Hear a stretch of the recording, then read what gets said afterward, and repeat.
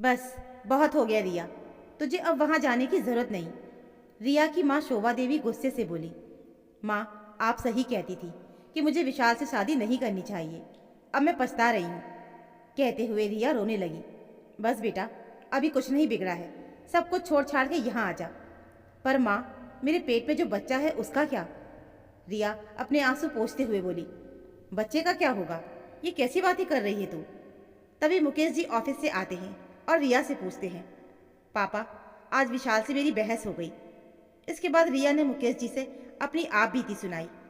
हम सब ने तुझे पहले ही कहा था कि मत कर शादी, पर तू तो प्यार में इस तरह अंधी हो गई कि तुझे और कुछ दिखा ही नहीं। अब भुगतो उन गवारों को। मुकेश जी उत्तेजना में बोले। अच्छा, क्यों सहेगी ये उन दो कौड़ी के लोगों की बातों को? क्या हमने इसलिए इसे इतना पढ़ाया लिखाया कि चुपचाप सहती रहे? मेरी बेटी किसी की मोहताज नहीं, अपने पैरों पर खड़ी है। शोभा देवी भड़क उठी। देख रिया, तेरे अच्छे बुरे को हमसे ज़्यादा कोई नहीं जान पाएगा। पर माँ, परवर कुछ नहीं। तुम्हारी माँ सही कह रही है। हम में इतनी शक्ति है कि अपनी बेटी और उसके होने वाले बच्चे का जिंदगी भर पालन पोषण कर सकते हैं। मुकेश जी बेटी के सर पर हाथ रखते हुए बोले। रिया पापा से लिपट गई। अभी साल ही हुए थे शादी को, पर ऐसा क्या हुआ कि अचानक रिया ससुराल छोड़कर मायके आ गई। रिया और विशाल एक ही बैंक में जॉब करते थे। विशाल क्लर्क और रिया ऑफिसर के पद पर विराजमान थी। दोनों के ब्रांच अलग अलग थे। पहली बार ऑफिस के किसी प्रोग्राम में दोनों मिले। रिया विशाल के भोलेपन से इतनी प्रभावित हुई कि दोनों गहरे दोस्त बन गए। धीरे धीरे दोनों की दोस्ती प्यार में तब्दील हो गई। जब ये बात रिया के मम्मी पापा को पता चली तो, तुम एक पढ़ी लिखी लड़की हो और हमारे घर का स्टेटस तुम्हें पता है। भाई तुम्हारा इंडियन आर्मी में लेफ्टिनेंट है, मैं खुद चार्टर्ड अकाउंटेंट, और तुम्हारी माँ इनकम टैक्स ऑफिसर है। अभी तुम्हें अपनी सिविल सर्विसेज की तैयारी पर ध्यान देना चाहिए।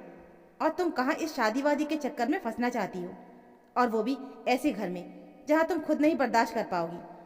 मुकेश जी बेटी को समझाने लगे। पापा, ऑफकोर्स मुझे आगे की तैयारी करनी है। जैसा आप सबको पता है कि ये नौकरी मेरे लिए एक सपोर्ट जॉब है, ना कि मुझे इसी संस्थान से जुड़ा रहना है। लेकिन लेकिन क्या? पापा, मैं विशाल को बहुत पसंद करती हूँ। उसके साथ ही अपनी ज़िंदगी बिताना चाहती हूँ, पर इस प्रॉमिस के साथ कि शादी के बाद भी मैं अपनी पढ़ाई जारी रखूँगी। एक बार आप मेरे ऊपर भरोसा करके देखें।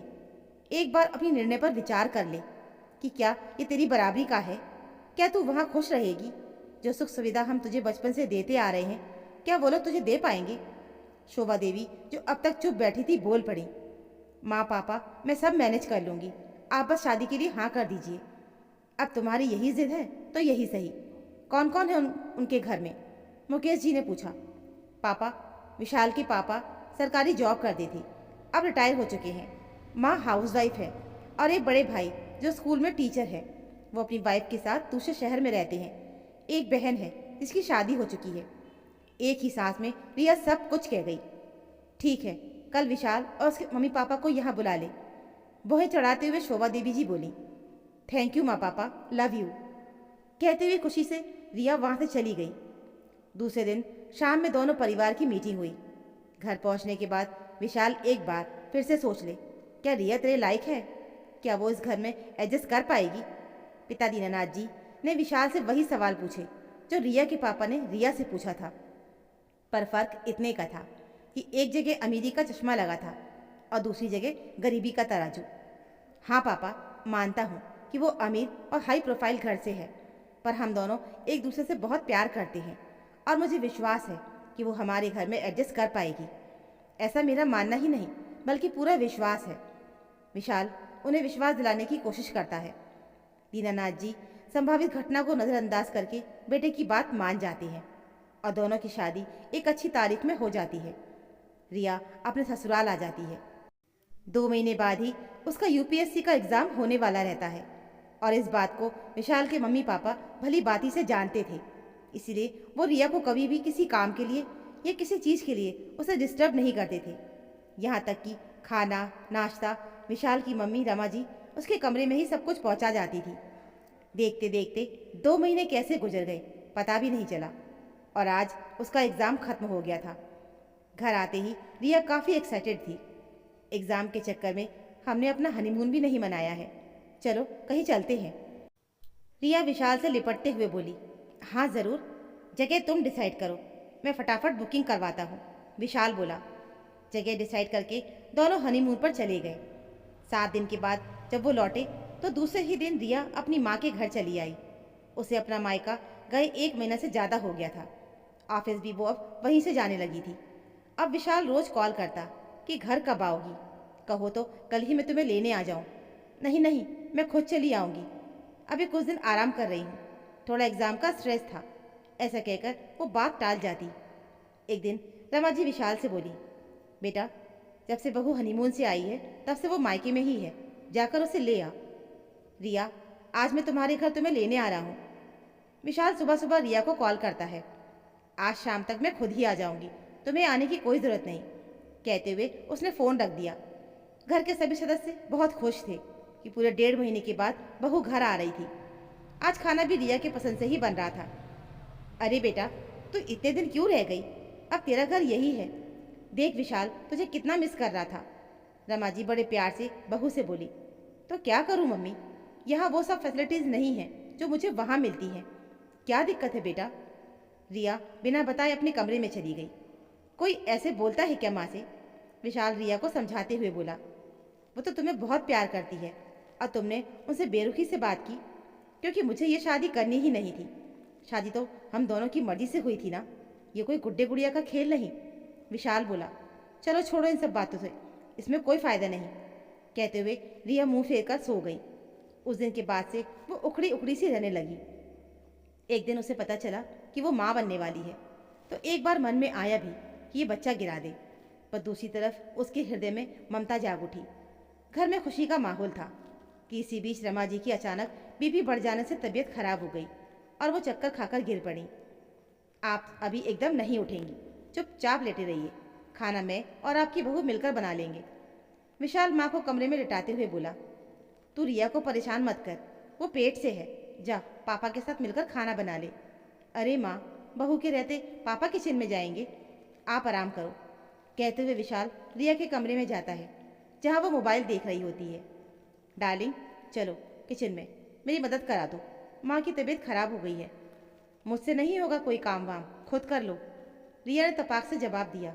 मुझे नमक मसाले का कोई अंदाज नहीं, मैंने कौन सा खाना बनाया है, तुम्हें भी ये बात पता है, अगर बनाना है तो खुद बना लो, नहीं तो किसी होटल से मंगवा लो, कहते ही वो फिर से अपने फ़ोन में लग गई। तुम इतनी निर्दयी कैसे हो सकती हो, क्या तुम्हारे दिल में थोड़ा भी प्यार नहीं। ज़बरदस्ती की एक हद होती है, तुम सारे फैमिली की आदत है पीछे पड़ने की, क्यों पीछे पड़े हो, मैं भी कितना बेवकूफ़ था कि तुमसे शादी की, कहते हुए विशाल जाने ही लगा था कि तुम्हारी हिम्मत कैसे हुई ये बात बोलने की, गलती मुझसे हुई है कि तुम जैसे गवार लीचर से मैंने शादी करी। ठीक ही कहते थे मेरे पेरेंट्स कि मैं इस घर में एडजस्ट नहीं कर पाऊंगी। रिया धीरे बोलो, माँ पापा सुन लेंगे, सुनने दो, आखिर उन्हें भी पता चले कि एक नौकर रखने की उनमें औकात नहीं और मुझे नौकरानी बनाना चाहती हैं। मुझे तो लगता है कि तुम्हारी माँ ने तुम्हें मुझसे काम करवाने के लिए बोला होगा। चुप हो जाओ और अपनी औकात में रहो रिया, कहते हुए विशाल का हाथ उठ जाता है, परंतु वो कंट्रोल कर लेता है। तुम्हारी इतनी हिम्मत, तुमने मुझ पर हाथ उठाया, कहते हुए वो फटाफट अपनी पैकिंग शुरू कर देती है और साथ ही साथ कैब भी बुक कर लेती है। विशाल और उसके मम्मी पापा उसे समझाने की बहुत कोशिश करते हैं, परंतु वो वहाँ से चली जाती है। बेटा, पति पत्नी के बीच तो लड़ाई होती रहती है, जा मना ले बहू को। कुछ दिन बाद रमा जी ने बेटे को समझाया। माँ, आपको क्या लगता है कि मैंने उसे मनाने की कोशिश नहीं की, रोज़ उसे फ़ोन करता हूँ, लेकिन वो है कि सुनने को तैयार ही नहीं। उसे उसके मम्मी पापा का सपोर्ट जो है वो उसके सपोर्ट में खड़े हैं। 1-2 बार मैंने उससे ऑफिस में मिलने की कोशिश भी की, परंतु उसने मिलने से मना ही कर दिया। 4 महीने के बाद रिया ने एक प्यारी सी बच्ची को जन्म दिया। जब ये बात विशाल के परिवार को पता चली तो वो लोग काफ़ी खुश हुए और एक बार फिर से रिया को घर लाने के लिए रिया पर दबाव डालने लगे। छोटी छोटी बातों को कोई दिल से लगा के रखता है क्या, लौट आओ बहू, मैं तुमसे माफ़ी मांगता हूँ, तुम जैसा बोलोगी मैं वही करूँगा। पूरे परिवार की इच्छा है कि तुम घर वापस आ जाओ। इससे पहले कि रिया कुछ बोल पाती, रमा देवी ने फ़ोन लेते हुए बोला, हाँ हाँ, रिया को लेने ज़रूर आइए, परंतु आपको हमारी बेटी के पैरों पर नाक रगड़नी होगी। उस समय विशाल की बहन रेकी ससुराल से आई हुई थी। जब उसने भाई की बेइज्जती होते हुए सुना तो वो अपने भाई से बोली, भाई, इस दिखावे की शादी और तुम्हें ऐसी बेइज्जती वाली ज़िंदगी से क्या फ़ायदा। एक बार वहाँ पर जाओ और भाभी से पूछो, वो अगर प्यार से मान जाती है तो ठीक है, और नहीं तो तुम अपनी ज़िंदगी में आगे बढ़ जाओ, प्रमोशन लो और यहाँ से चले जाओ। माँ, निकी सही कह रही है, अब मैं और अपमानित नहीं होना चाहता। एक आखिरी कोशिश वो रिया को घर लाने के लिए करता है। प्लीज़, दिखावे की शादी से कोई फ़ायदा नहीं। एक्चुअली मुझे शादी करनी ही नहीं चाहिए थी। गलती मेरी तरफ से ही है। मेरा एम्बिशन कुछ और ही है। I am sorry.